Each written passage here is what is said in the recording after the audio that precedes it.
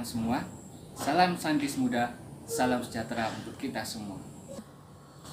Berjumpa dengan saya Muhammad Octavian Hadiono dari jurusan Fisika Angkatan 2018 dalam acara STFKL 2020. Pada kesempatan kali ini, saya akan menyampaikan materi tentang bagaimana melaksanakan protokol K3L, keselamatan kerja dan kesehatan di laboratorium. Harapannya teman-teman antusias menyaksikan apa yang akan saya paparkan. Untuk selanjutnya, marilah kita langsung menuju ke layar presentasi. Nah, bagaimana sih protokol keselamatan dan kesehatan kerja dalam laboratorium? Sebelum membahas masalah tersebut, alangkah baiknya kita mengetahui apa sih sebenarnya laboratorium itu. Kita tahu bahwa laboratorium itu adalah tempat di mana para peneliti melakukan eksperimen menggunakan bahan-bahan berbahaya, semisal zat kimia yang mungkin beracun, atau melakukan eksperimen menggunakan instrumen tes kelistrikan yang dimana kalau semisal kita menggunakannya dengan tidak tepat guna, itu bisa mengakibatkan kesalahan fatal, bisa mengakibatkan kecelakaan. Nah, untuk menghindari kejadian kecelakaan tersebut, apa sih yang perlu diwaspadai? Nah, kita tahu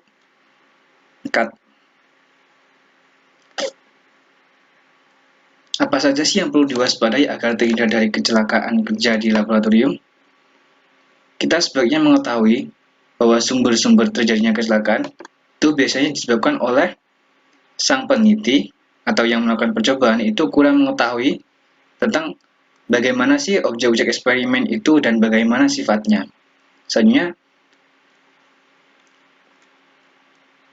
Selanjutnya, si pelaku eksperimen tidak mematuhi prosedur kegiatan di laboratorium. Padahal kan biasanya dalam laboratorium terdapat buku prosedur panduan yang berisikan petunjuk-petunjuk untuk melaksanakan eksperimen. Selanjutnya, tidak adanya perlengkapan pelindung yang memadai. Nah, ini biasanya di dalam laboratorium tersebut tidak disediakan alat-alat pengaman, atau mungkin si peneliti tidak memiliki inisiatif untuk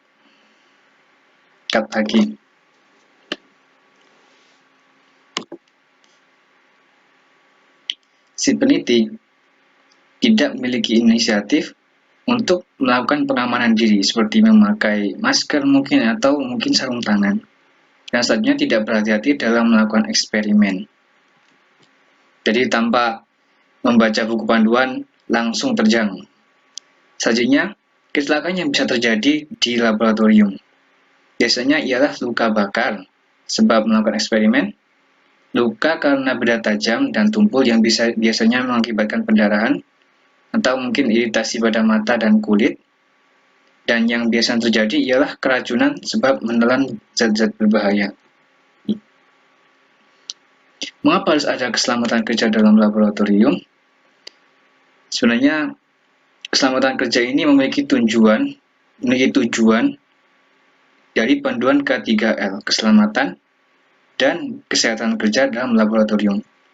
Tujuan dari panduan ini ialah agar si laborat atau si pelaku eksperimen dapat aman, nyaman, sehat, selamat, dan juga teratur dalam melakukan percobaan dalam laboratorium.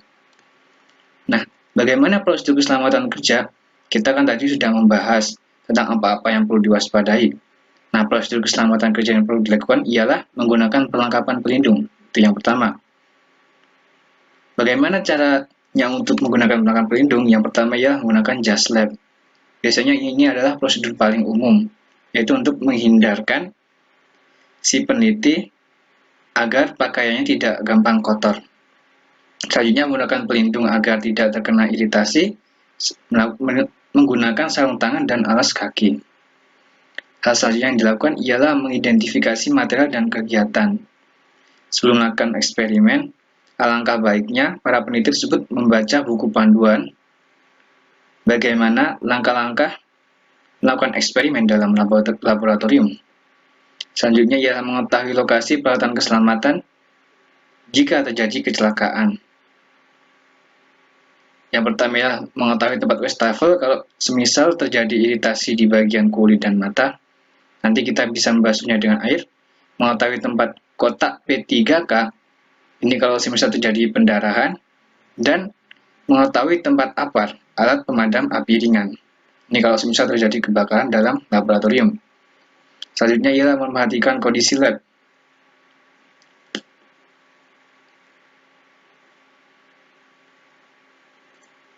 Si pelaku eksperimen sebaiknya tidak melakukan eksperimen tanpa instruktur. Dan selanjutnya, memastikan semua peralatan dalam kondisi mati. Ini maksudnya ialah seperti komponen listrik. Dan meninggalkan laboratorium dalam keadaan bersih dan rapi. Nah, rambu-rambu atau simbol-simbol yang sebaiknya dipahami oleh pelaku eksperimen, si peneliti, terbagi dalam beberapa hal ya. Yang pertama ada simbol berbahaya. Ini biasanya diwarnai dengan kuning. Bisa dilihat. Sebentar. Bisa dilihat ini warna kuning, simbolnya X. Ini bermakna kalau zat yang memiliki simbol seperti ini, berarti zatnya itu dapat menyebabkan iritasi kulit. Dan ada gambar lambang segitiga biru, dan ada lingkaran hitam dan kuning di bagian tengahnya. Ini adalah bermakna zat tersebut dapat memiliki bahan radioaktif. Nah, selanjutnya ialah simbol yang bermakna larangan. Biasanya disimbolkan dengan warna merah dan ada strip di bagian tengahnya ini. Dan bisa kita tahu kalau di sini ada gambar korek, berarti ini tandanya ialah dilarang menggunakan api dalam laboratorium. Nah, selanjutnya sebelah pojok kiri bawah, di sini ada nuansa biru. Biasanya warna biru ini adalah bermakna simbol untuk kebutuhan pengaman. Jadi kalau misalnya dalam laboratorium terdapat simbol ini, berarti untuk setiap orang yang ingin memasuki harus melakukan pengamanan sebagaimana gambar warna biru ini. Dan selanjutnya ada simbol perangkat. Ini darurat ya, simbol perangkat darurat. Ini biasanya diwarnai dengan hijau. Nah, ini ada permisalan. Di sini ada namanya pancuran air dan mata. Ini berarti adalah tempat untuk membasuh mata kalau misal terjadi iritasi. Nah, pemenuhan peralatan pengamanan itu biasanya dilakukan dalam praktikum, seperti yang dibahas tentang prosedur tadi. Bisa kita lihat dalam gambar ini semisal adalah gambar prosedur minimal ya, memakai jas dan juga memakai masker, walaupun sebelah sini ini tidak memakai masker ya, dan tidak memakai sarung tangan agar terhindar dari iritasi. Nah, bagaimana kalau sebenarnya terjadi kebakaran dalam laboratorium? Nah, agar tidak terjadi hal tersebut, maka sebaiknya dilakukan tindakan pencegahan. Biasanya hal yang perlu dilakukan ialah tidak menyambungkan banyak kabel pada satu stop kontak, menghindarkan peralatan eksperimen dari bahan mudah terbakar, dan mengikat rambut bagi yang berambut panjang. Kan jadi masalah kalau misal nanti terjadi kebakaran dan rambutnya kebakar. Selanjutnya ya ketika misal terjadi kasus kebakaran. Nah, ini kita golongkan terlebih dahulu. Biasanya kalau misal ada baju atau pakaian terbakar, maka sebaiknya korban yang baju yang terbakar tadi dia itu merebahkan dirinya di lantai dan sambil berguling-guling. Ini untuk meminimalisir efek kebakaran. Nah, kalau misal terjadi kasus lain, semisal kasus kebakaran kecil, yaitu kobaran apinya kecil, maka tutuplah bagian yang terkena api dengan karung atau kain basah. Kan karena wilayah cakupan apinya yang kecil, berarti tidak apa-apa menggunakan karung biasa. Dan kalau semisal terjadi kasus kebakaran besar, bara apinya besar, itu nanti kita harus menggunakan alat pemadam kebakaran. Dan kalau semisal terjadi kasus kebakaran karena konsleting listrik, nah sebaiknya hal pertama yang dilakukan ialah mematikan sumber daya utama dan tidak mematikan listriknya, tidak mematikan kebakarannya menggunakan air. Karena kan kita tahu bahwa air itu dapat menghantarkan listrik dengan mudah. Nah, di sini sedikit ada pengenalan tentang gedung jurusan ya. Bisa dilihat sebelah kanan atas ini adalah ballroom fisika. Kalau misal teman-teman masuk melalui pintu utama gedung jurusan fisika, kita akan melihat ini. Dan di sebelah kirinya ini ada tulisan fisika. Gedung fisika ini terletak di lokasi yang lumayan strategis ya. Kalau bisa kita lihat gedungnya letaknya di tengah-tengah jajaran gedung FMIPA. Kita ada di tengah. Ini kalau menggunakan penamaan gedung lama, ini adalah O6. Dan tulisan O6-nya masih ada di gedung untuk saat ini. Dan kalau menggunakan penamaan yang baru, tahun 2020, gedung jurusan fisika memiliki nama gedung B22.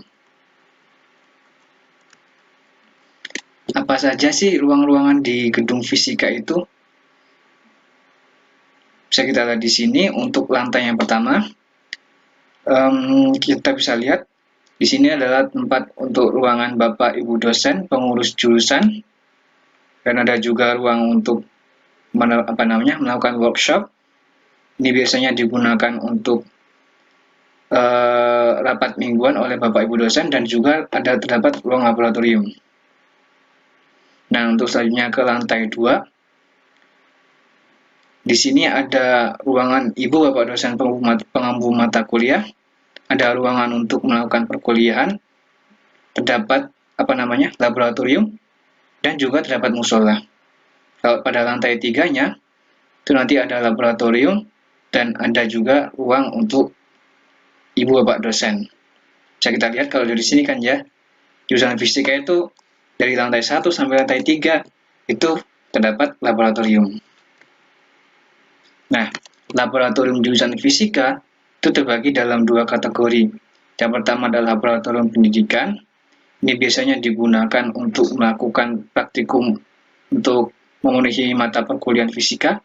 Dan selanjutnya adalah laboratorium untuk melakukan penelitian. Ini biasanya digunakan untuk Bapak, Ibu dosen atau mahasiswa yang melakukan penelitian. Mungkin untuk skripsi, mungkin untuk tesis, dan mungkin untuk disertasi. Nah, laboratorium jurusan fisika tadi kan sudah saya sebutkan bahwa memiliki banyak laboratorium ya. Bisa kita lihat dari laboratorium fisika dasar, ini untuk memenuhi mata kuliah, sampai ada laboratorium untuk memenuhi KBK maupun penelitian. Di sini bisa kita lihat kalau ada laboratorium nanofiber, terus laboratorium thin film, nanomaterial, ini adalah untuk memenuhi KBK material. Dan selanjutnya di bawah ini ada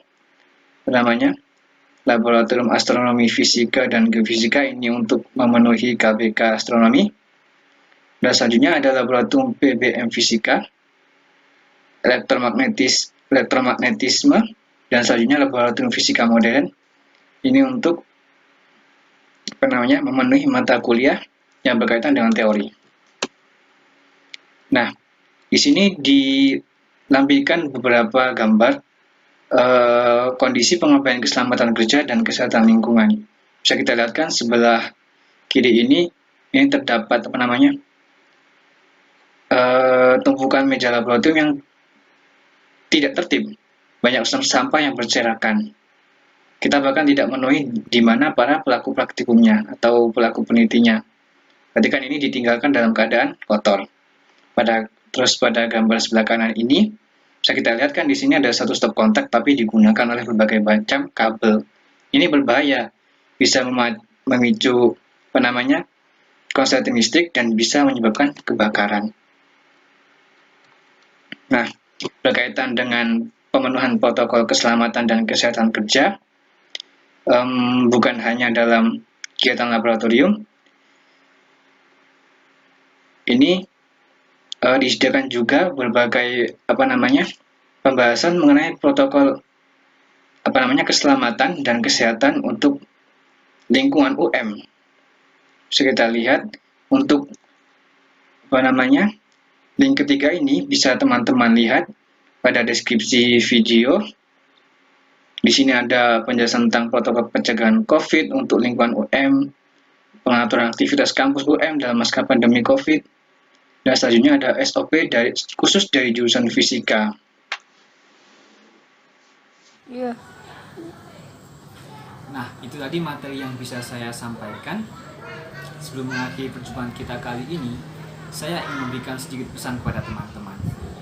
Pelindung mata bisa dibeli dengan murah, tapi tidak dengan mata.